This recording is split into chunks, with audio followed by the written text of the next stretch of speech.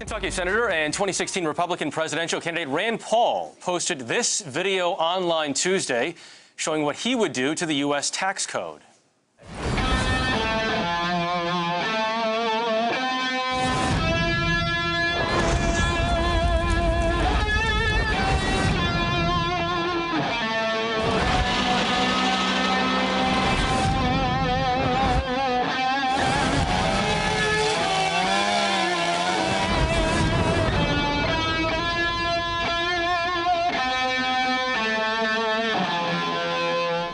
Senator, a chainsaw, a wood chipper, and fire.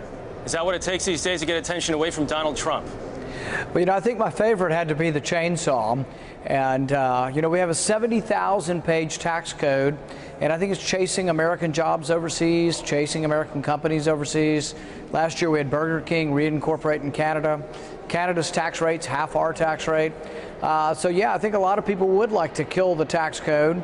And you know how it is. A lot of young people don't watch the news anymore. We wanted to give them something with a little bit of entertainment value, so maybe they'd spread it around to their friends. Lindsey Graham smashed his phone. Rick Perry said Donald Trump was a cancer. Lindsey Graham also called Donald Trump a jackass. Are these the things Republican candidates have to do these days to take attention away from a guy who seems to be consuming all the news? I think there's plenty of time for all of us. There are a lot of candidates. I think in my case, it's a little bit easier to stand out because we have some distinctive ideas. I'm the one who's been championing the right to privacy, saying the NSA went too far. And really, I think among Republicans, I'm one of the few who thinks that we shouldn't be turning over all of our records to the government. I'm for a dramatic reduction in taxes, a dramatically simpler tax code. So I don't know. I think it's a little bit easier for some to stand out than others. And I think there'll be plenty of time for us to stand out over time. I notice you haven't used Donald Trump's name yet. I got more important things to talk about. I've got a whole platform that I've spent years developing, and we're going to continuing to emphasize what we're for rather than what we're against. Senator, I want to talk about the Iran nuclear deal. You have a history of downplaying the threat from Iran. Right now, though, you oppose this deal, you say. Why is that? I've always been in favor of negotiations as opposed to war, if those are our choices. I think negotiation is better. I was glad that the sanctions brought us this far. I did vote for the sanctions against Iran, and I was glad that we brought them to the negotiating table. But I think that we need to negotiate from a position of strength.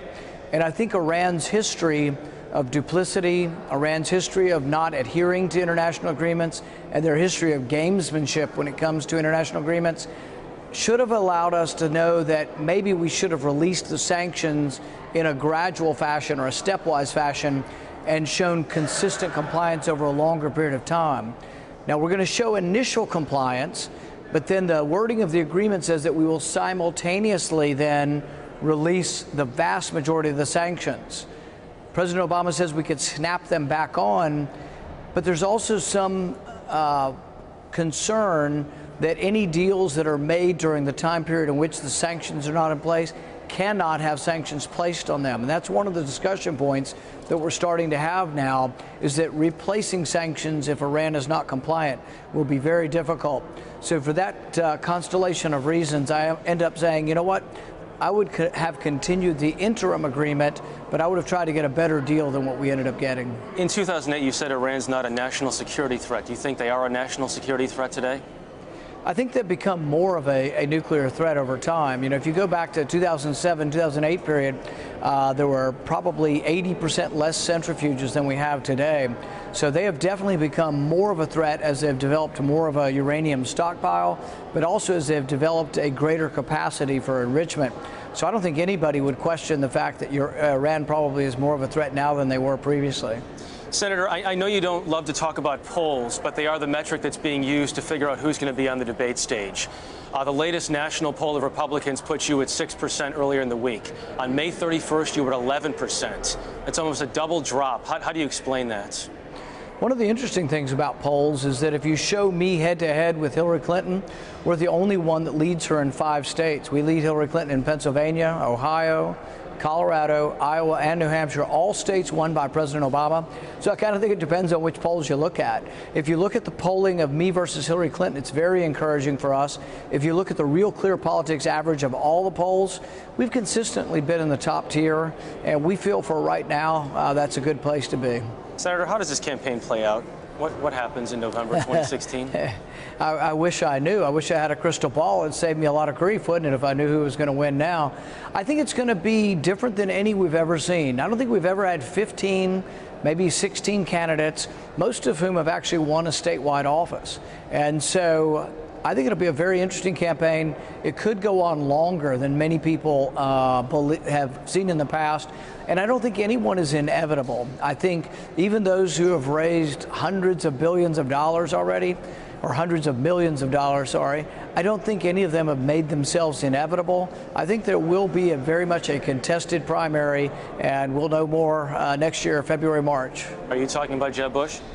Well, yeah, he's raised a lot of money, but I don't think he's been able to make himself inevitable. I think when his brother raised a bunch of money in 2000, there's a certain inevitability. I don't sense that, and I think the numbers for Jeb Bush aren't such that if I were his team, I'd be jumping up and down and saying, hey, this is going to be a cakewalk. I think it'll be very, very contested. I'm happy about that we have a position for those who are part of the liberty movement, those who want privacy, those who want criminal justice reform, and those who think we should not spend money we don't have, even for a good purpose. We shouldn't be borrowing money at this point. I think that we have a significant constituency, and we're going to be a force to be reckoned with. Jeb Bush has raised this extraordinary amount of money. You don't love the fundraising process. Why is that? I'm not sure anybody really does. I think asking people for money, I'd rather talk about the ideas of how we'd fix the country than ask people for money. But we've actually been pretty lucky in the sense that most of our money comes from online fundraising from small donors. When I ran for the Senate, I had one gentleman gave me $13.66 every 2 weeks for about 2 years. I mean, he ended up having a pretty significant donation a little bit at a time. So we have a lot of smaller donors, and it allows us to go on in a way that others don't. Senator Paul, thank you very much for your time. Appreciate it. Thank you.